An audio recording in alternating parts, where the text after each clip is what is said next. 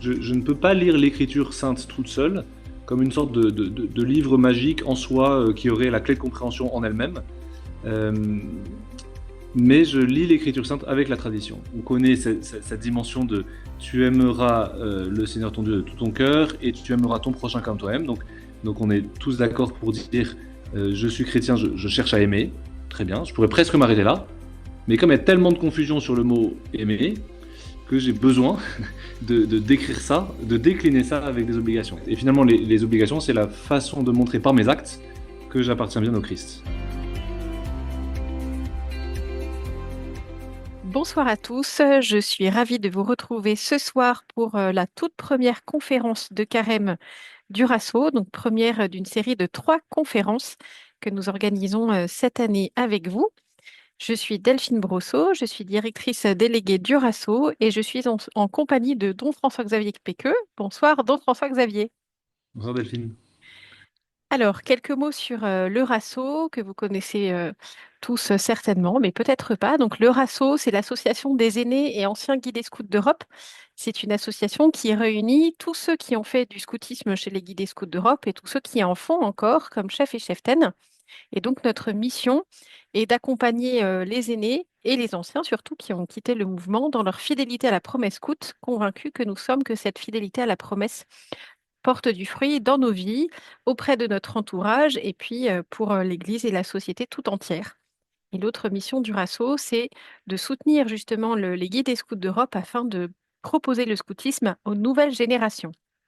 Voilà pour le mot du RASO. Et donc, dans cet accompagnement auprès des aînés et des anciens, mais aussi auprès de tous ceux qui souhaitent suivre nos conférences, voilà, nous commençons ce soir tout un cycle de conférences de carême pour vous accompagner pendant ces 40 jours. Et donc, on a fait cette conférence avec voilà, ces 3 vertus théologales que sont la foi, l'espérance et la charité. Et donc, la toute première, c'est donc sur la foi avec un petit thème un petit peu plus précis qui porte donc sur les obligations de la foi chrétienne. Alors, on a perdu l'image de Don François-Xavier, donc Ah, j'espère qu'il va bientôt revenir parce que ah non, je suis là pourtant. j'ai un écran noir devant moi. En attendant que l'image revienne pour Don François-Xavier, je vais donc vous présenter. Vous êtes prêtre de la communauté Saint-Martin. Vous enseignez l'exégèse à la maison de formation de la communauté Saint-Martin, justement. Ah, c'est tout bon, parfait. Et vous êtes Parfait. aumônier du lycée catholique de Pont-le-Voix. Et puis, vous êtes aussi, alors, ancien scout d'Europe et puis encore en service, puisque vous êtes le conseiller religieux de l'équipe nationale éclaireuse. Et donc, ce soir, en effet, on va parler des obligations de la foi chrétienne. Alors, voilà, mercredi dernier, c'était le mercredi des cendres, et je ne sais pas si c'était le cas chez vous, mais beaucoup de catholiques ont remarqué l'affluence qu'il y avait au cours des célébrations du mercredi des cendres, partout, en ville comme à la campagne, beaucoup de jeunes, beaucoup de visages nouveaux dans les assemblées. Et donc, bah, voilà, le carême qui fait partie avec le jeûne, la prière et l'aumône des obligations du chrétien a fait le buzz, entre guillemets, et on s'est réjoui de l'affluence des catholiques à ces célébrations. Alors voilà, c'est une petite entrée en matière pour parler justement de nos obligations chrétiennes. Alors être chrétien, c'est littéralement être du Christ. C'est un honneur, mais c'est loin d'être toujours sensible. Qu'est-ce que ça signifie vraiment cet attachement? Et pour que notre foi soit vivante, comment aller donc à la rencontre du Christ? Autrement dit, si on reprend les questions des disciples à Pierre, que devons-nous faire? Ce à quoi, voilà, Pierre répond, convertissez-vous, c'est-à-dire changer notre façon de vivre, vivre en cohérence avec ce que nous venons d'entendre.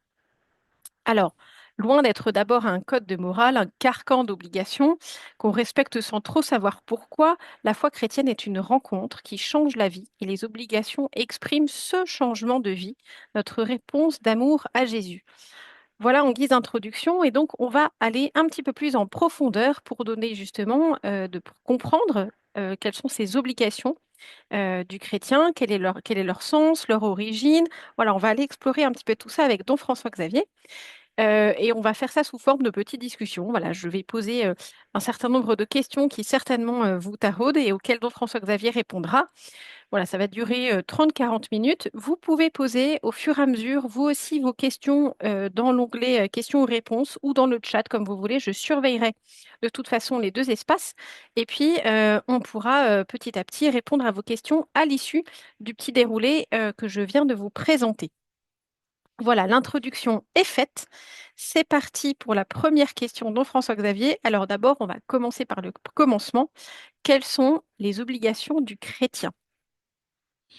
Là, on pourrait donner simplement tout de suite on pourrait dire les repères des 10 commandements et des 5 commandements de l'Église. Ça permet de bien structurer les choses.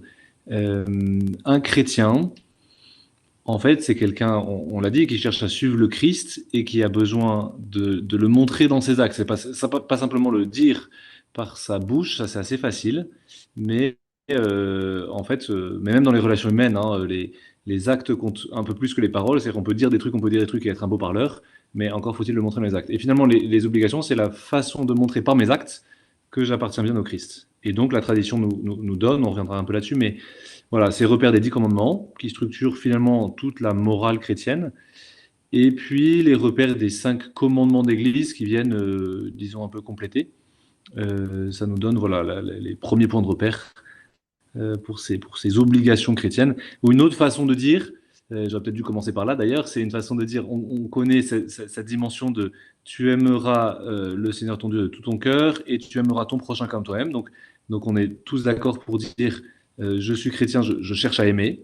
Très bien, je pourrais presque m'arrêter là. Mais comme il y a tellement de confusion sur le mot aimer, que j'ai besoin de décrire ça, de décliner ça avec des obligations. En disant, bah oui, mais aimer, ça veut dire tu honoreras ton père et ta mère. Ah oui, d'accord. Ça veut dire tu ne tueras pas, ça veut dire tu ne voleras pas, ça veut dire tu ne porteras pas faux témoignage. Voilà. J'ai besoin de décliner ce mot amour qui sinon pourrait être mal compris. Ok, alors on situe plutôt bien les 10 commandements normalement. Est-ce que vous pouvez nous détailler un petit peu plus les 5 commandements de l'Église? Les 5 commandements de l'Église, ils sont reçus donc par la tradition, c'est une façon de préciser les choses. Par exemple, aller à la messe le dimanche et les fêtes d'obligation. Alors on pourrait dire, ouais, mais il y avait déjà ça dans le troisième commandement, tu sanctifieras le jour du Seigneur, c'est vrai. Tu sanctifieras le jour du Seigneur, ça veut dire que je chôme le jour du Seigneur. Et puis, si justement je me dégage du temps le jour du Seigneur, c'est justement pour lui rendre un culte. Donc, premier commandement d'église, aller à la messe le dimanche et les fêtes d'obligation.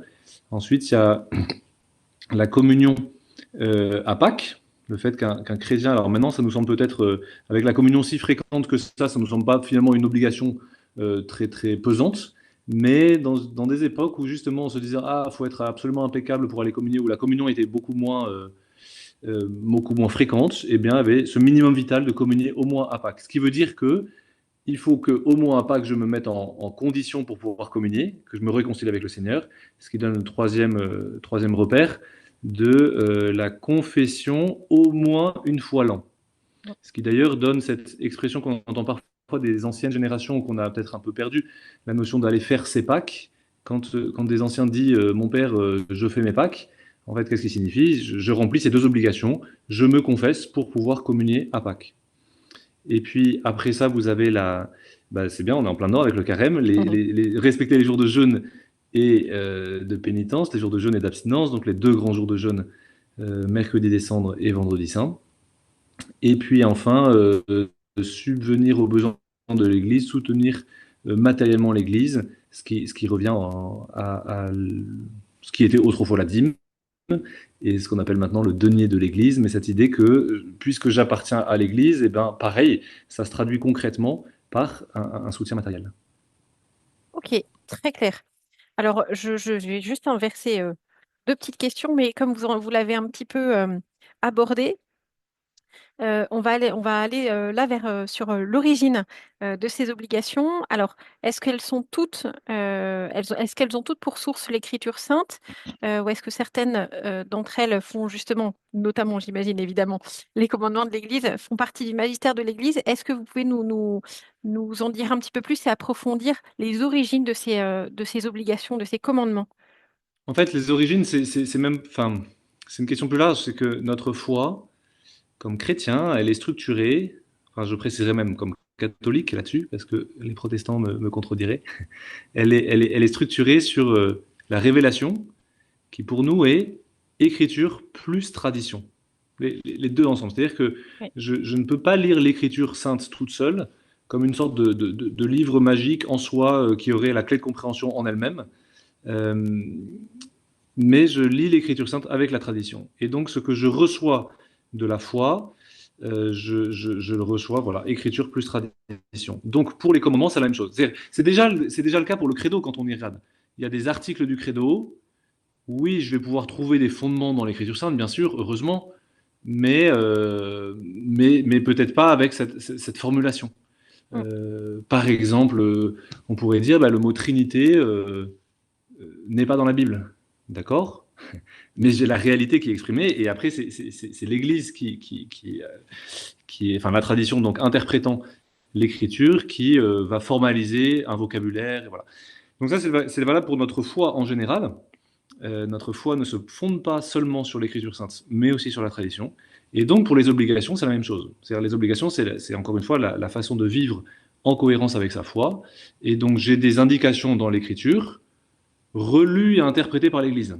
Extrêmement important. C'est ça qui permet de se dire, mais pourquoi alors il y a tel commandement du Lévitique qu'on ne vit plus comme chrétien, pourtant c'est dans la Bible. Oui, oui, mais la Bible ne peut être lue et interprétée que dans l'Église. Euh, pour avoir son sens original, son Mm. vrai sens, parce que justement elle a été écrite au sein de l'Église.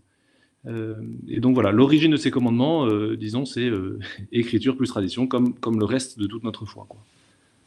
Alors, est-ce que justement ces obligations, voilà, au fur et à mesure de l'histoire de l'Église, a pu évoluer avec le temps? Est-ce qu'il y a eu des changements dans ces obligations? Et comment justement se fait ce changement? Voilà, pourquoi, comment ça se passe? Notamment, c'est ce que vous disiez, en fait, il y a un certain nombre de, de, de choses qu'on peut lire dans l'Ancien Testament, et notamment le Deutéronome, le Lévitique, et que nous, catholiques, ne suivrons pas. Donc voilà, comment se fait cet enseignement de l'Église catholique sur les obligations? Alors je distinguerai deux choses. D'abord, ce qui est de l'ordre de l'Ancien Testament vis-à-vis du Nouveau, et ensuite ce qui a pu évoluer dans la discipline de l'Église. Donc d'abord, Ancien vis-à-vis du Nouveau. L'Ancien Testament, sa raison d'être, c'est de préparer le Christ. Et d'ailleurs, enfin, les chrétiens, les premiers chrétiens, auraient pu se dire, bah, finalement, tout est annoncé. Enfin, maintenant qu'on a le Christ, on n'a plus besoin de l'Ancien Testament, mais si, parce que je vais garder dans l'Ancien Testament, enfin, je vais lire l'Ancien Testament à la lumière du Christ. Et donc, c'est le Concile Vatican II qui nous dit d'ailleurs que dans l'Ancien Testament, il y a aussi des choses caduques et périmées, quoi. C'est-à-dire que ça a un sens, c'est toujours parole de Dieu inspirée, pas de problème, mais en tant que ça me conduit au Christ. Et donc, on pourrait dire, par exemple, la circoncision, vécue dans le peuple juif comme signe de l'alliance entre Dieu et les hommes. C'est une sorte de pierre d'attente de l'alliance véritable qui se produit en Jésus-Christ, dont nous bénéficions par le baptême. Et donc, en quelque sorte, à partir du moment où on passe au régime du baptême, on n'a plus besoin du signe annonçateur qui était la circoncision. Donc voilà, et du coup, pareil dans les commandements ou dans les prescriptions, surtout cultuelles ou rituelles, il y a plein de choses qui sont simplement en attente de l'accomplissement dans le Christ. Donc c'est pour ça que, pas étonnant qu'on ne reprenne pas tous les commandements, toutes les Mm. prescriptions rituelles, cultuelles du judaïsme. Maintenant, il y en a quand même qui ont traversé. Euh, Ce sont tout ce qui est de l'ordre de la morale, justement des 10 commandements, ce qui est valable tout le temps, à toute époque, quoi.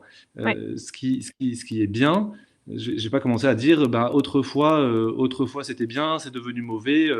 Les normes du bien et du mal, pour le coup, transcendent l'époque, quoi. On peut en avoir plus ou moins une conscience plus ou moins vive. Euh, Exemple, l'esclavage dans l'Antiquité était accepté par tout le monde. Est-ce que c'est devenu mauvais, ou est-ce que c'est plutôt notre conscience qui s'est approfondie et qui reconnaît un truc qui, en fait, dès le départ, était mauvais? Mm. C'est plutôt dans ce sens-là. Enfin, c'était mauvais, voilà. Et simplement, notre conscience s'approfondissant, enfin, s'éclairant, reconnaît un truc qui était déjà mauvais. Et donc voilà, pour les commandements, il y a ça qui joue beaucoup. Ce qui a été conservé dans l'Ancien Testament, c'est ce qui est cette dimension pérenne de la morale et des repères du bien et du mal. Et ensuite, maintenant, dans l'histoire de l'Église, il y a une dimension, oui, il y a des choses qui ont évolué au sens de discipline, mais qui sont plus liées à des coutumes, à des usages. Euh, je pense à ça pour la question, par exemple, du carême, Ouais. ou des normes de pénitence, où on pourrait dire, bon, bah, là, oui, là, c'est du relatif, au sens où on se donne une discipline commune dans l'Église pour dire on fait bien tous la même chose, mais en soi, il y a bien des choses qui peuvent évoluer. En fait, la grande question, c'est que c'est pas parce qu'il y a du relatif qu'il n'y a plus d'absolu, c'est pas parce qu'il y a de l'absolu qu'il n'y a plus de relatif. En fait, on a les deux. Il faut réussir à Mm. bien distinguer les deux dans l'ordre des commandements, quoi. Et comment ces changements, justement, enfin, là, on est en plein carré, mais en effet, il y a eu des changements, des évolutions. Comment l'Église, enfin, voilà, comment ça fonctionne, en fait, quand il y a petit à petit des évolutions? Ça se fait toujours dans l'optique d'adapter, enfin en fait de vivre l'évangile à chaque époque, donc de vivre Ouais. avec une certaine continuité et de se dire, là-dessus c'est ce que dit Paul VI par exemple au moment où il publie un document là de réforme de la discipline pénitentielle dans l'Église et donc justement qui permet de redéfinir bon bah qu'est-ce qu'on attend d'un chrétien Mm. sur le carême, sur le vendredi, sur des choses comme ça et dit bah oui il y a des trucs qui évoluent en fonction des époques je sais pas comment dire ça, des modes des époques, euh, et en même temps des choses où il faut que tous les catholiques aient la même discipline. Donc Ouais. là, pour le coup, c'est la vertu de prudence du magistère que de faire ces évolutions Mm. pour que à chaque fois on soit fidèle à l'évangile dans les différents contextes qui, eux, peuvent évoluer, quoi. Ouais. Ok, très clair. Alors, on va reprendre un petit peu de hauteur sur le sujet avec une question un petit peu plus théologique, philosophique, je ne sais pas. La foi a-t-elle besoin d'une loi? La foi, elle a surtout besoin en fait, d'une cohérence, surtout d'abord.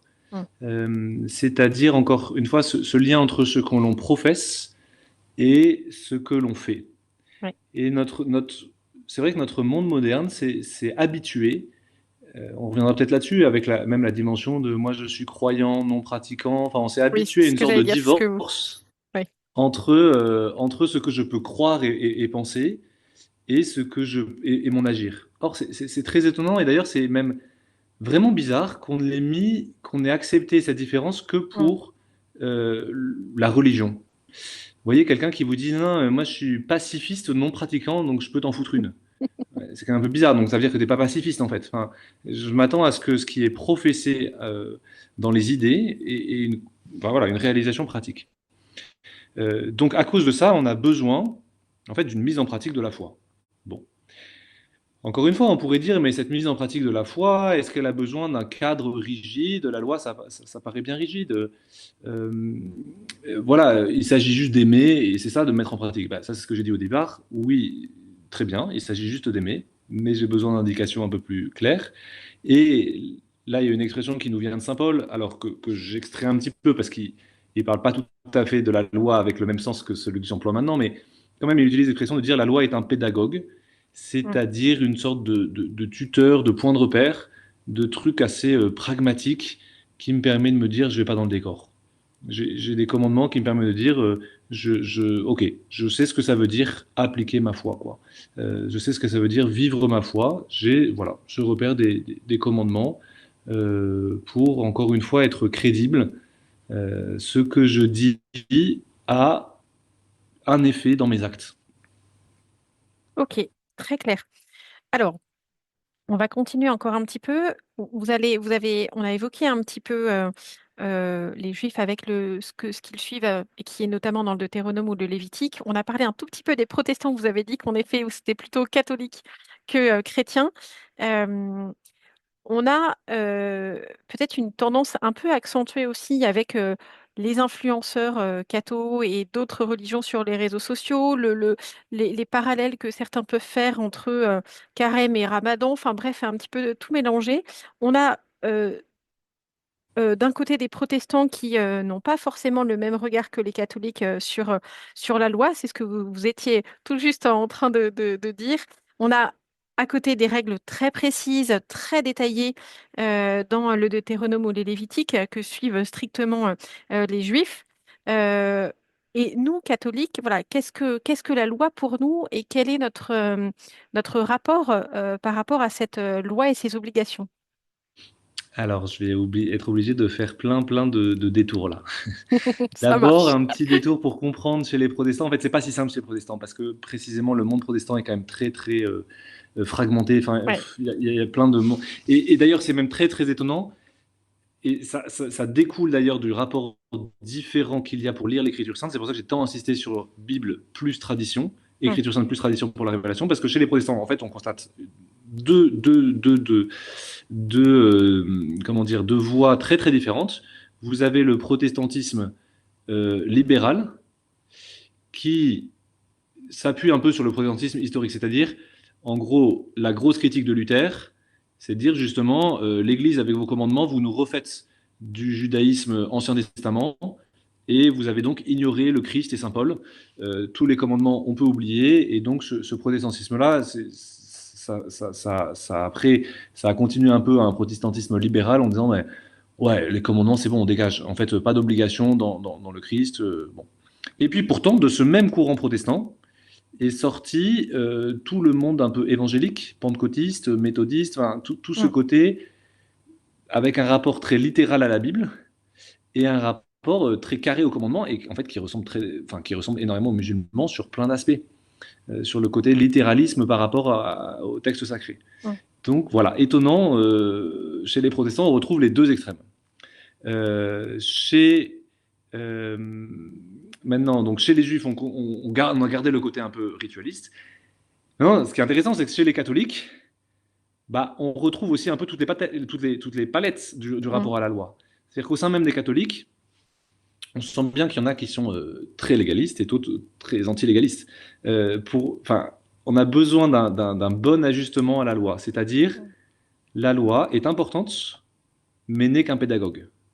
Ma finalité, c'est d'aimer. Et donc, si j'oublie ça, je tombe, je dirais, dans le légalisme catholique qui existe, hein, le côté, mon père, dites-moi exactement les bonnes cases qu'il faut que je coche pour être Mm. un bon catholique. Quels sont les bons trucs? Ah, dites-moi tout ce que je vais faire, je vais le faire. Ok, mais non, ça, ce ne sont que des repères pour bien aimer, pour mieux aimer. Et puis vous avez aussi l'autre extrême de dire non, mais Jésus nous a libérés de la loi et tout ça, maintenant, mais fais ce que tu veux, pas besoin de commandements, pas besoin de... On voit bien que même dans l'Église catholique, on a voilà, ces deux profils un peu extrêmes, et tout l'intérêt, c'est de trouver voilà, ce juste rapport à la loi, nécessaire, mais je dirais presque nécessaire par pragmatisme, enfin nécessaire comme pédagogue, donc pour un sens pédagogique, quoi, comme éducateur un petit peu. Mm. Voilà. Pour grandir, j'ai besoin de points de repère. Et, euh, et donc, bah, le Seigneur me les donne, et tant mieux. Ouais, très bien. Alors, vous disiez tout à l'heure, justement, vous citiez aime et fais ce que tu veux. Les obligations du chrétien ne contredisent-elles pas la liberté des enfants de Dieu? Donc, c'est l'expression que vous utilisiez quand on a préparé justement cette conférence. Qu'est-ce que vous pouvez nous répondre à cette question? Mais que notre liberté des enfants de Dieu est une liberté orientée vers le bien, et donc elle n'est finalement pas sans point de repère. Mm.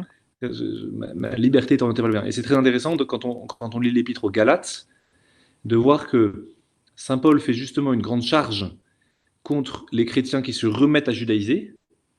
Non, mais vous n'avez rien compris. Si vous allez chercher votre salut dans les pratiques rituelles, c'est vraiment que le Christ vous sert de rien. Enfin, vous êtes à côté de la plaque. C'est là qu'on a cette très belle expression. D'ailleurs, si le Christ nous a libérés, c'est pour que nous soyons vraiment libres au début du chapitre 5. Et dans la suite du chapitre 5, justement, à un moment, il dit attention, que cette liberté ne soit pas pour vous un prétexte aux œuvres de la chair, enfin, à Mm. faire n'importe quoi, quoi. Donc Mm. c'est bon, on est libre, on peut faire ce qu'on veut. Ben non, c'est pas la liberté chrétienne, ça. Ça, c'est l'espèce de liberté d'indifférence, je choisis ce que je veux. Non, la vraie liberté, elle est orientée vers le bien. Et donc, à partir du moment où elle est orientée vers le bien, et ben, enfin, si elle est attirée vers le bien, et bien, j'ai besoin des repères du bien et du mal, et donc j'ai besoin du repère de la loi. mais pas au sens. Enfin, et donc, du coup, dans ce rapport d'ailleurs loi-liberté, on voit aussi que euh, mon obéissance à la loi est censée me rendre plus libre et pas moins libre. Mm. C'est peut-être un peu délicat à illustrer, mais vous avez parfois justement certains chrétiens qui sont justement très légalistes. Ok, il y a la loi et ça. Et puis là, sur le domaine où la loi ne dit plus rien, ah bah là, on peut faire ce qu'on veut. Mais en fait, non. En fait, dans tous les domaines de ma vie, je cherche à faire le bien et je cherche à aimer. Mm. Et donc, dans les domaines où la loi n'est peut-être pas très précise, où j'ai pas beaucoup de repères, en fait, je fais pas ce que je veux dans le sens où je vais quand même chercher quelle est la meilleure décision pour aimer et faire le bien. Très clair. Ça me fait penser à une anecdote de l'abbé Cario l'année dernière qui faisait une conférence de carême sur le combat spirituel et qui évoquait une de ses paroissiennes qui priait énormément des heures dans son église, mais qui était insupportable avec les autres Mm. paroissiens et même méchante et qui lui a dit c'est pas possible, on peut pas faire les deux, il y a un problème. Eh oui. Alors, justement, est-ce que dans ces obligations du chrétien, il y a une échelle d'importance, de gravité? Est-ce qu'il y a aussi, mais on en a parlé un petit peu tout à l'heure, une première loi, un premier commandement duquel découlent toutes les autres obligations? Alors, bah, encore une fois, le premier commandement duquel tout découle, c'est quand même aimer Dieu et son prochain, quoi. Mm. Enfin, là-dessus, quand on pose la question à Jésus dans l'Évangile, c'est quand même à ça qui renvoie. Quel est le plus grand commandement? Bah, il renvoie à ces deux qui vont ensemble, aimer Dieu et son prochain. Donc ça, c'est sûr que c'est vraiment la pierre de voûte. Et encore une fois, si on oublie ça, on risque de faire n'importe quoi avec la loi, quoi. Mm. Donc ça, c'est sûr que c'est le plus important. Ensuite, en effet, dans chaque commandement, mais c'est d'ailleurs un peu ce que fait le catéchisme sur la façon de parler de chaque commandement, on peut dire, en effet, euh, il y a, bah oui, des choses plus ou moins graves ou des choses que je vais affiner ou pas dans ma conscience. Alors, déjà, Jésus donne l'exemple dans le sermon sur la montagne, quand il dit vous avez appris tu ne tueras pas, et ben moi je te dis si tu te mets en colère contre ton frère, t'as commis un meurtre. En fait, il est en train d'affiner ce commandement. Ouais. En disant ah oui, dans le cinquième commandement, il n'y a pas que juste le meurtre, il y a aussi la colère contre mon frère et l'insulte et l'agressivité ou je sais pas quoi. Ah oui, oui, oui, donc en fait je suis concerné par ce cinquième commandement, même si mon père, moi j'ai jamais tué personne. Oui. Euh, et donc cet approfondissement de chaque commandement, on va le retrouver bah, dans le catéchisme actuel. Justement, toute la partie morale est structurée autour des 10 commandements, ce qui veut dire qu'on retrouve toutes les, enfin je dirais on trouve toute la morale de l'Église répartie dans ces 10 commandements. Et du coup, enfin, pour chaque commandement, il y a une sorte ouais, de détail et du coup d'approfondissement. Si je reprends encore une fois sur le cinquième commandement, bah oui, il est quand même plus grave de tuer que d'insulter. Mais pourtant, les deux se rattachent au même Mm. commandement. Mm. Ouais, donc ça, c'est une première façon de présenter cette gravité. Euh, Ensuite, il y aurait une deuxième façon. Enfin, saint Thomas d'Aquin classe aborde plein de façons de classer les péchés en quelque sorte. Et justement, se pose un peu la question de la gravité. Ouais. Euh, alors, enfin, du coup, pardon, là, j'ai pris dans l'autre sens la question, parce qu'il y a la question des quels sont les commandements les plus Ce sera la importants, mais question finalement, le d'après. revers. Non, mais du coup, le revers de la médaille, c'est Mm. finalement quels sont les péchés les plus graves. Enfin, forcément, Exactement, transgression de commandement égale bien sûr. péché, du coup, quels sont les péchés les plus graves et tout ça. Et Mm. donc, j'ai plusieurs façons de classifier les choses. Alors, j'ai quand même. Ah non, puisque je suis parti sur Thomas Aquin, je vais y rester, et puis je reviendrai après sur les péchés mortels et péchés véniels. Mais sur Saint Thomas Aquin dit bah, je pourrais classer péché de la chair, péché de l'esprit.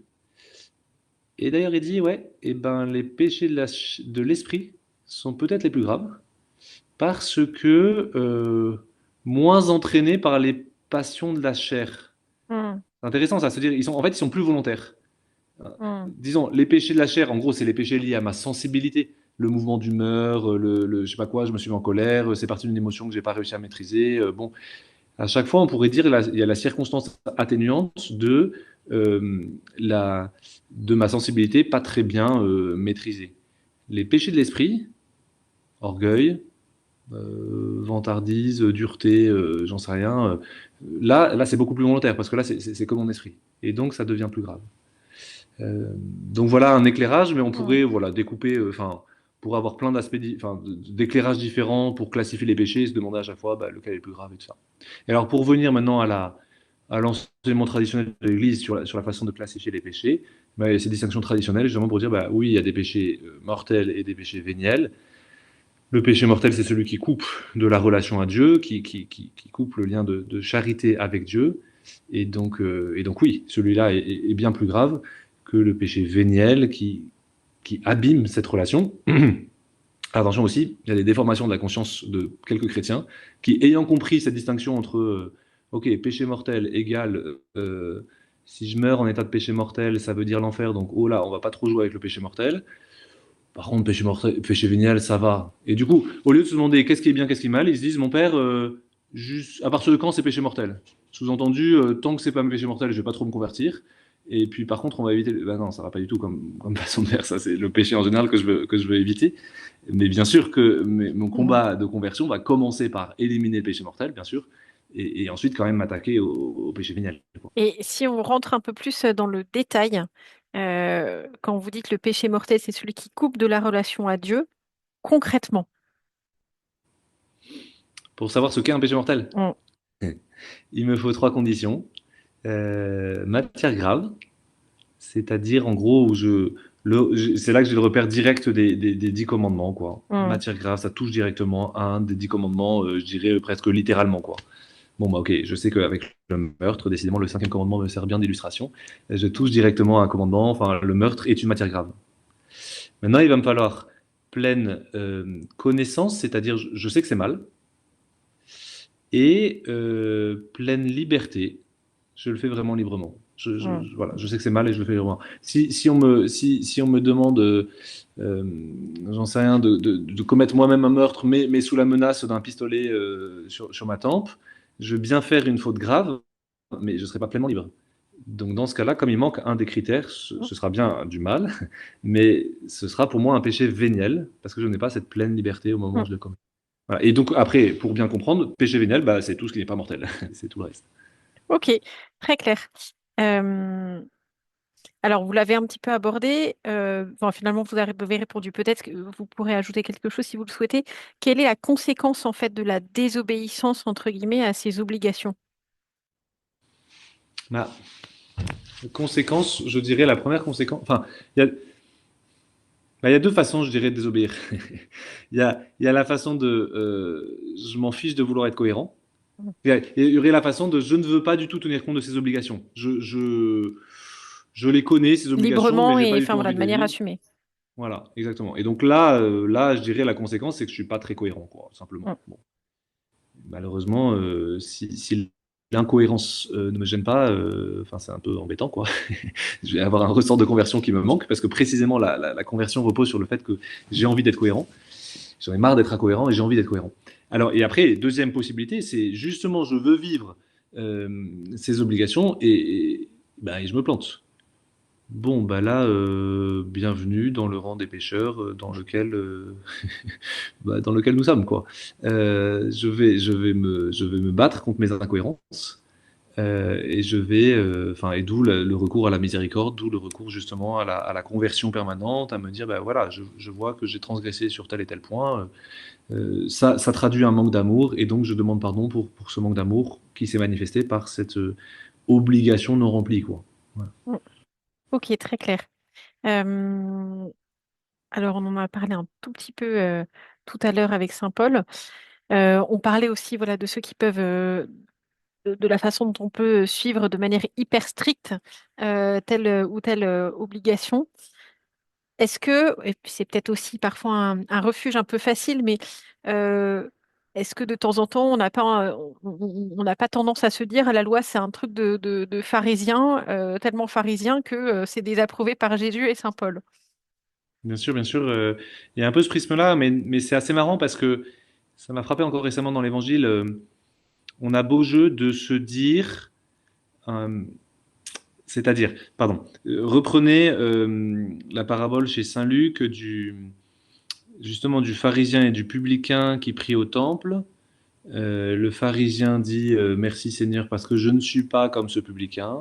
Le publicain dit aie pitié de moi pécheur, voilà. Et donc c'est bien le publicain euh, qui est pardonné, qui rentre justifié. Mais attention à ce qu'on n'ait pas, nous, la tendance à dire je te remercie Seigneur parce que je ne suis pas comme ce pharisien.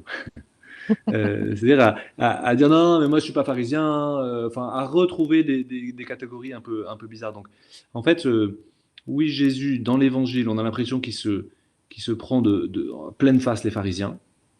Pour autant, au niveau du message religieux, les pharisiens à l'époque de Jésus sont ceux qui sont le plus proches du message de Jésus. Ça, on l'oublie parfois un peu parce que Mm. justement, dans le Nouveau Testament, on ne voit que le côté confrontation Oui, entre on oublie, pharisiens et parfois on ne le sait Jésus. même pas du tout. On nous Et, l'apprend. et en fait, dans le judaïsme de l'époque de Jésus, vous avez plein de courants très différents qui d'ailleurs qui s'entendent pas du tout euh, entre les Esséniens, les Sadducéens et les pharisiens, c'est au moins les plus connus.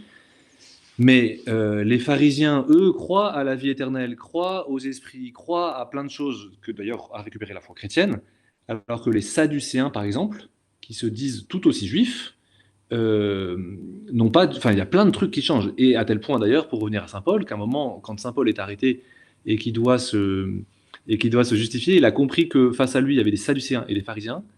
Et donc, pour foutre la zizanie, il dit, mais c'est à cause de mon espérance en la résurrection des morts que je suis emprisonné ici. Ah, bah du coup, tous les pharisiens se retrouvent être ses alliés et les Sadducéens ses ennemis. Et donc, ils se battent entre eux. Bref, tout ça pour dire qu'en effet, les pharisiens en fait, sont pas si éloignés de ça que Jésus sur le message général. Par contre, oui, ils se font dégommer sur le rapport à la loi, uniquement pour la loi. Et donc Jésus vient voilà, ouvrir tout ça. Ce qui fait que Jésus le dit lui-même chez Saint Matthieu, hein, je ne suis pas venu abolir la loi, mais l'accomplir.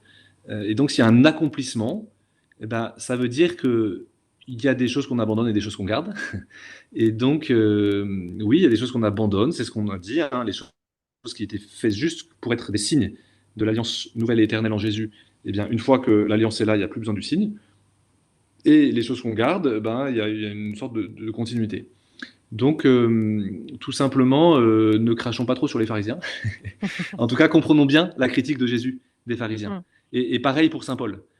Pareil pour sa critique. Donc, là, nouveau, c'est ce que j'ai dit sur l'épître aux Galates, hein. Dans l'épître aux Galates, il dit eh bien aux chrétiens attention, euh, arrêtez de judaïser comme si vous n'aviez pas reçu le baptême.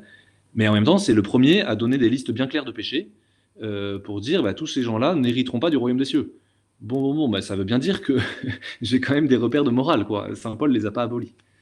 Alors, on a presque terminé ces petites questions. Voilà, peut-être un petit peu avant de terminer, euh, est-ce que vous pouvez nous donner quelques repères, quelques conseils, quelques indications pour avoir justement, en tant que chrétien, en tant que catholique, ce juste rapport à la loi, voilà, de bien faire attention, d'être, comment dire, au pharisaïsme, en tous les cas, l'image qu'on peut avoir du pharisaïsme, même Mm, si vous nous avez bien remis les choses au point sur les pharisiens. Réhabilitation des pharisiens. Oh là là, non, non, non, peut-être Exactement. pas quand même, mais Voilà, pour que justement on fasse bien attention et qu'on ne mélange pas trop les choses entre la loi, l'esprit de la loi, voilà, et qu'on ne se retrouve pas à patauger en étant soit dans une lecture très radicale, littérale plutôt, des obligations, ou au contraire un petit peu trop light et en passant justement à côté du sens véritable de ces obligations. ouais, alors reprenons encore une fois toujours la finalité, hein. Objectif, la charité. La loi est mon espèce voilà, de cadre pour aimer mieux. Donc si je suis un bon observant de la loi, mais pas foutu d'être vraiment charitable, il y a un problème. Mm.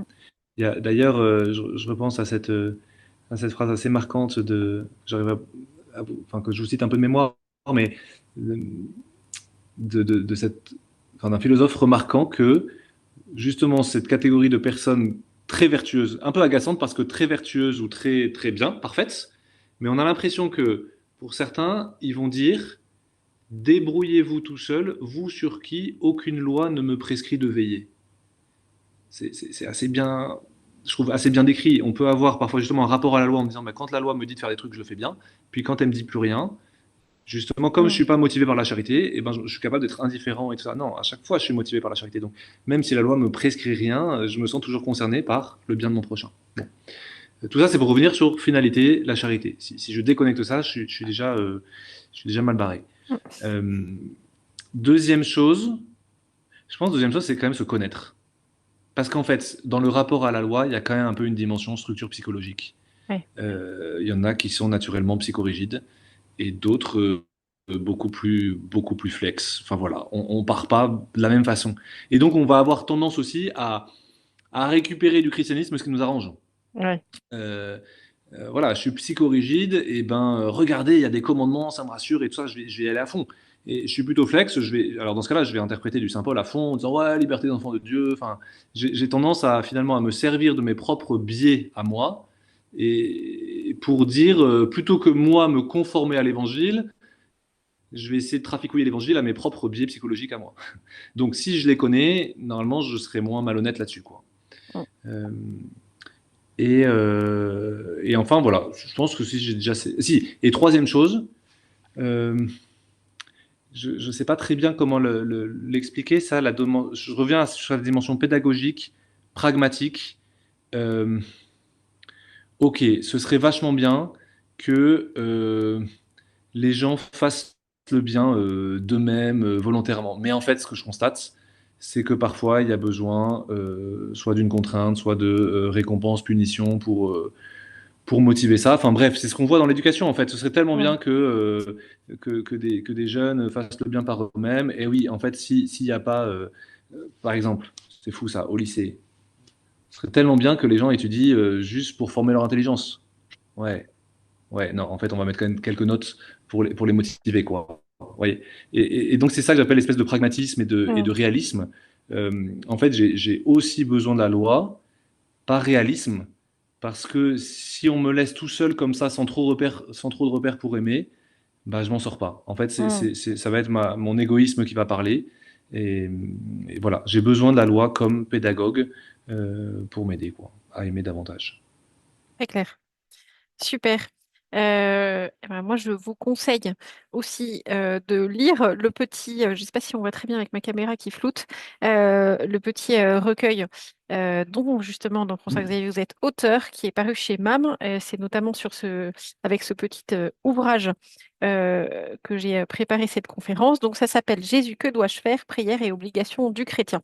Donc, aux éditions MAM. Voilà, c'est petit et c'est voilà, très facile à suivre, à lire. Voilà, peut-être un petit peu plus facile que de lire tout de suite et en entier le catéchisme de l'Église catholique. On peut commencer par ça et puis ensuite euh, aller dans une deuxième étape avec le catéchisme de l'Église catholique. Alors, on a terminé nos questions. Est-ce que dans François-Xavier, vous voulez ajouter voilà, d'autres choses qui ne faisaient pas forcément partie de nos questions avant de, de de passer aux questions des participants? Euh, peut-être que certains ont été surpris comme moi au départ sur le thème de la conférence. Qui finit, on se dit, je me suis fait avoir, je pensais qu'on allait parler de la foi, la vertu de foi, de la vertu théologale, voilà, qu'est-ce que c'est que la grâce de la foi et tout ça. Et quand on se dit, bah non, mais on vient sur de la morale, rien à voir. Bon, alors, on pourrait répondre que déjà, la vertu de foi fait partie des traités de morale chez saint Thomas d'Aquin, au sens où c'est une vertu, et donc ça concerne la morale. Et deux, c'est vrai qu'on s'est un peu plus arrêté sur la dimension cohérence de ma foi. Voilà, je dis que je suis catho, et en fait, je suis pas très cohérent. Et simplement, d'attention là-dessus, on voit souvent facilement l'incohérence chez les autres et pas beaucoup chez nous. C'est-à-dire que justement, ça se dit catho et ça fait pas ceci, ça fait pas cela. En fait, c'est marrant parce que tous les milieux catho pourraient dire la même chose de ceux qui sont pas de leur chapelle, quoi. C'est-à-dire que vous avez le catho pratiquant. Enfin, vous avez, allez, je vous fais quelques profils. On va dire, il y a celui qui est justement catho non pratiquant, donc il va pas à la messe le dimanche. De l'extérieur, on va dire, bah voilà, il n'y a pas la sanctification dimanche, tout ça. Bref, c'est incohérent. Ok, très bien. Puis après, vous avez le catho qui est très complaisant avec le mépris des autres. Ça lui fait rien du tout d'avoir des catégories de personnes qu'on méprise et qui se dit très catho et très observant et qui va à la messe et tout ça, bah, en fait, c'est la même incohérence. Mais elle nous choque moins parce qu'on se dit, mais non, mais je vais à la messe le dimanche, donc moi je mets en pratique. Oui, oui, mais il y a toute une zone en fait, de péché que tu vois plus et que tu n'as pas envie de corriger. Donc ça aussi, c'est incohérent. Et en fait, on a tous nos espèces de zones d'incohérence. Et peut-être je finis par là parce que je trouve ça assez marquant dans le combat spirituel, enfin, dans la conversion en tout cas, de bien distinguer ce qui relève de l'incohérence et de la faiblesse. Je pense que c'est pas du tout la même chose. C'est-à-dire que Mhm. l'incohérence, c'est je sais que je sais qu'il y a un truc qui va pas et je la laisse comme ça, quoi. Enfin, je sais que je sais très bien que ce comportement-là est contraire à la foi, mais j'ai pas envie de changer ce comportement. Et la faiblesse, pour le coup, c'est je constate l'incohérence et ça me fait souffrir. J'aimerais bien être plus cohérent, mais je suis faible, j'y arrive pas. Donc j'essaie de me convertir, vous voyez. Et ça, c'est tout notre travail de, voilà, de conversion chaque jour, quoi. Mais finalement, le premier travail de conversion, c'est d'essayer de regarder un peu nos zones où je me suis habitué à un décalage avec les exigences de la foi qui va pas du tout et qui est incohérent. Très bien, merci beaucoup pour cette petite précision. En effet, je sais que vous aviez été surprise et voilà, l'idée de cette conférence était de se dire, voilà, on entre en carême, on est dans les premiers jours et le carême est un bon moment justement voilà, pour euh, ben voilà, vivre, progresser, se convertir véritablement et vivre en cohérence avec sa foi. Les questions, n'hésitez pas à les poser sur le chat ou dans l'onglet questions et réponses. Alors, première question. Concernant les péchés mortels slash véniels, les péchés découlant de notre tempérament, colère pour les milieux, paresse pour le flegmatique, etc., sont-ils des péchés mortels ou véniels, malgré la volonté de se convertir? Point d'exclamation. Alors en fait, oui, il y a justement, encore une fois, des réactions de notre sensibilité qui peuvent atténuer notre liberté. Et donc, je reviens dans la façon de parler d'un péché mortel. Ce qui est objectif, c'est la matière grave. Donc de l'extérieur, on pourra toujours dire, attention, là, il y a un péché grave. Maintenant, dire il y a un péché mortel, ça suppose justement de connaître cette implication de notre liberté. Et ça, de l'extérieur, c'est un peu difficile à dire. Et donc, c'est pour ça que d'ailleurs on peut faire des listes de péchés graves, c'est objectif, mais des listes de péchés mortels, bah, en fait, c'est péché grave plus ma liberté. Donc ça va dépendre. Et donc, bref, des mouvements de sensibilité peuvent amoindrir la liberté. Donc ça peut faire sortir du cadre du péché mortel. Mais voilà la seule réponse que je peux donner, parce qu'après, c'est vraiment au cas par cas qu'il faut se dire bah, en conscience quelle est l'implication de ma liberté dans cet acte-là, quoi. Alors, il y a justement une sous-question qui va avec, qui est très intéressante. Est-ce que la conversion passe par le travail sur nos biais psychologiques? Alors, quand même, la conversion est quand même une affaire plus morale et spirituelle que psychologique. Maintenant, quand on parle d'une connaissance de soi, d'une connaissance de son, bah voilà, de ses fragilités, de ses faiblesses, de son péché, eh bien, en effet, ça peut aider. Ça peut aider, mais je parlerai pas de travail psychologique. Enfin, je garderai quand même la distinction, c'est-à-dire on peut avoir je dirais, des failles psychologiques ou voilà, des biais ou des choses comme ça. Maintenant, quand je commets un péché, il y a quand même toujours je commets un acte. Enfin, Mm, quel est l'acte que mm, je commets? Il y a quand même, encore une fois, cette dimension, j'ai fait quelque chose, j'ai engagé mm. ma liberté sur un truc, j'ai voulu quelque chose. Bien sûr que ça peut être préparé par un terreau psychologique ou je sais pas quoi, mais je garderai quand même la distinction. Enfin, c'est intéressant de faire ce travail psychologique, encore une fois, pour mieux se connaître, pour se dire, bon, quelles sont mes forces et mes faiblesses. Maintenant, je me, encore une fois, pareil, ce qu'on confesse, en confessant, je ne confesse pas des tendances, je ne confesse pas des biais psychologiques, je ne confesse pas des, des impressions, voilà, je confesse des actes. Le péché, c'est toujours un acte. Et donc, ma conversion repose sur des actes. Mm. Ok, très clair. Eh ben, j'ai pas l'impression qu'on ait d'autres questions. Alors, s'il y en a qui en ont une sur le bout de la langue, c'est maintenant tout de suite qu'il faut la poser, qu'il faut l'écrire. On a parlé justement de confession. Comment dire? On a sur le site du RASO ou sur la chaîne YouTube du RASO les replays des conférences. Donc celle-ci sera aussi disponible en replay voilà, d'ici la fin de la semaine. On en a une qui est vraiment passionnante sur la confession avec Don Maxence Bertrand, je crois. Oui, c'est ça. Et on en a une autre aussi, toujours avec Don Maxence Bertrand, qui est un de nos fidèles intervenants, sur l'accompagnement spirituel. Et justement, ça peut être aussi une belle façon d'avancer sur ce chemin. Pareil, vraiment conférence que je vous conseille sur le sujet de l'accompagnement spirituel. Et puis voilà, surtout, n'hésitez pas à vous inscrire aux prochaines conférences de Carême, donc du 20 mars et du 9 avril. Alors, et ben voilà, j'en étais sûre. Il y a donc une nouvelle question qui vient d'arriver et encore une autre. Alors, une question de Thibaut. Est-ce que théologiquement, il y a un obstacle à la confession en visio ou par téléphone à distance? Réponse assez simple, la nature même des sacrements qui s'oppose le contact. Les sacrements, c'est justement euh, à partir de signes sensibles, enfin recevoir la grâce à partir de signes sensibles qui supposent un contact Mhm. direct. Donc ça, je ne peux pas le transmettre par les ondes. Tous les sacrements ont une dimension de... en fait, je rencontre Jésus-Christ à travers des signes qui me maintiennent dans le réel, en fait. On pourrait dire les sacrements sont comment dire, des moyens de la grâce ancrés dans le réel et donc et voilà, qui ne peuvent pas être, enfin, passer dans le monde virtuel, quoi. Ok, très clair. Et une question d'Alix. La conversion relève-t-elle que d'efforts personnels, d'élan du cœur, ou voilà, avec toute notre volonté, ou faut-il la grâce de Dieu? C'est une question piège pour voir si je tombe dans le pélagianisme, ça. C'est-à-dire que, bien sûr qu'il faut répondre que c'est, en fait, en tout cas, notre conversion en général, notre sainteté, c'est d'abord la grâce de Dieu, bien sûr, et où nous, on essaie d'accompagner cette grâce qui nous est d'abord donnée.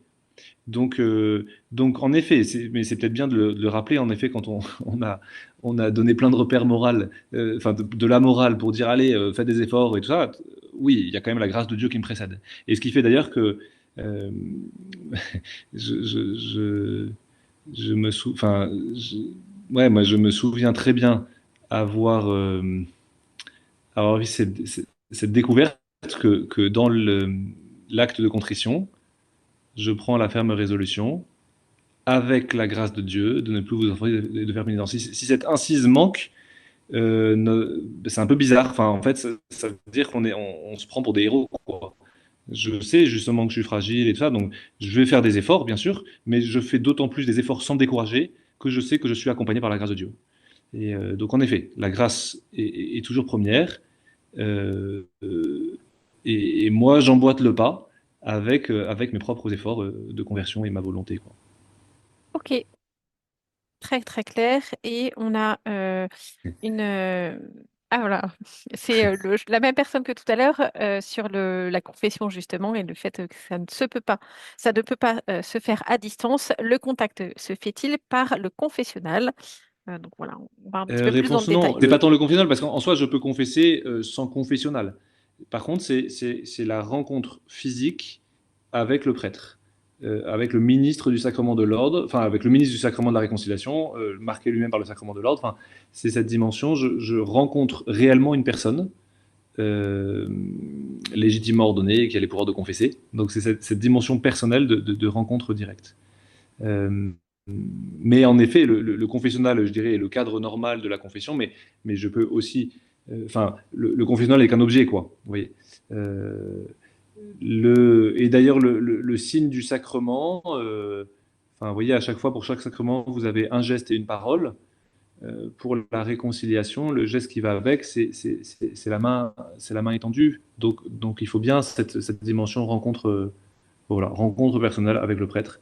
On a une minute coupure, mais c'est tout bon. Alors on a une autre question. Euh, Alors, dans le thème obligation de la foi, est-ce que le fait d'assumer sa foi fait partie justement des obligations? C'est justement parfois un petit peu complexe dans la vraie vie, au travail ou voilà, dans le cadre de ses études, voilà, de pouvoir assumer sa foi. Comment gérer ça? En tout cas, ça fait des indications assez claires de Jésus dans l'Évangile quand même. Celui qui rougira de moi, et ben, devant les hommes, le Fils de l'homme rougira aussi de lui. Donc c'est assez clair comme indication. Euh, ce qui est très étonnant là-dessus, enfin, je veux pas être, je veux pas être trop dur parce qu'à la fois je reconnais qu'il y a des situations où c'est difficile et tout ça. Maintenant, je fais simplement remarquer que c'est très étonnant qu'il y ait des domaines où on n'ait aucun problème pour se dire ah ouais, j'en sais rien, je suis dans un milieu où il y a que des gens qui n'aiment pas la chasse et moi je me dis chasseur et je vois bien que je suis en décalage et c'est pas très grave, ou je suis vegan au milieu de gens qui mangent de la viande et j'accepte la différence. Ce qui est assez étonnant, c'est que sur le domaine religieux, on a peur d'être en minorité, mais en fait, déjà Jésus nous a un peu prévenu quand même, il nous a dit que ce sera difficile, et puis je m'étonne un peu que qu'on ait du mal à assumer cette différence. Ouais, encore une fois, uniquement dans le milieu religieux, et qu'il y a d'autres milieux, on a moins de mal. Bon, cela dit, donc ça fait partie des obligations. Maintenant, en fait, il faut bien s'entendre sur ce que ça veut dire assumer sa foi. En fait, ça veut pas dire non plus le claironner partout. Euh, Ça veut pas dire être démonstratif, hein, et se la ramener. Ça veut simplement dire je, en fait, je suis capable de dire ce que j'en pense quand il le faut, quand c'est nécessaire. Et tant pis si je suis jugé. Et tant pis si je suis. Ouais, tant pis. Je dis pas que c'est facile, hein, mais oui, en tout cas, c'est clairement en tout cas, une exigence que nous donne le Christ, justement pour se dire, mais en fait, tu tiens à moi. En fait, quel est le regard qui compte le plus? Finalement, au fond, c'est peut-être ça la vraie Mm. question. Quel est le regard qui compte le plus? Est-ce que c'est le regard du Christ ou est-ce que c'est le regard des autres? Et en fait, un chrétien, il est d'abord attaché au regard du Christ et à se dire, mais je ne veux pas, je ne veux pas renier le Christ, quoi. Je ne veux pas taire mon attachement à lui. Et tant pis si les autres me regardent un peu bizarrement, quoi. Je sais pas si ça fait une réponse très. J'espère que ça fait pas une réponse trop bourrin parce que je sais bien qu'il y a des situations où vraiment c'est délicat et tout ça, mais je peux que vous encourager parce que encore une fois, je pense qu'on s'est habitué à être là-dessus pas très courageux. Euh, je pense au sketch de Gad Elmaleh là-dessus, qui arrive bien à, à dire, mais c'est bizarre quand même que les autres religions n'aient pas trop de problèmes et que nous, comme catholiques, on soit si gênés pour dire j'aime Jésus, quoi. Euh, Faut peut-être qu'on s'entraîne à ça, je sais pas, qu'on se motive. Alors j'ai l'impression aussi qu'il y a un petit changement quand même avec les jeunes générations, qu'il y a un truc un peu plus décomplexé, et tant mieux. Mm. Euh, voilà, qui nous aide. Voilà. Très bien, merci beaucoup. Romane, j'espère qu'on a répondu, j'imagine qu'on a répondu à votre question. N'hésitez pas si vous voulez plus de précision. Mais oui, la bonne question, c'est voilà, euh, quel regard voilà, est le plus important, celui des autres ou celui de Dieu? C'est une bonne façon de répondre à cette question. Merci beaucoup, don François-Xavier, de nous avoir consacré cette soirée. Merci à, voilà, à tous les participants qui ont suivi cette conférence. Donc, on va très vite la mettre en replay sur le site. Vous pourrez la revoir ou la partager à vos proches. Et puis, je vous invite aux prochaines conférence de carême du RASSO et donc la prochaine est le 20 mars. Je vous souhaite à tous une très bonne soirée de François-Xavier. Un grand merci à vous et à très bientôt à tous. Au revoir. Au revoir.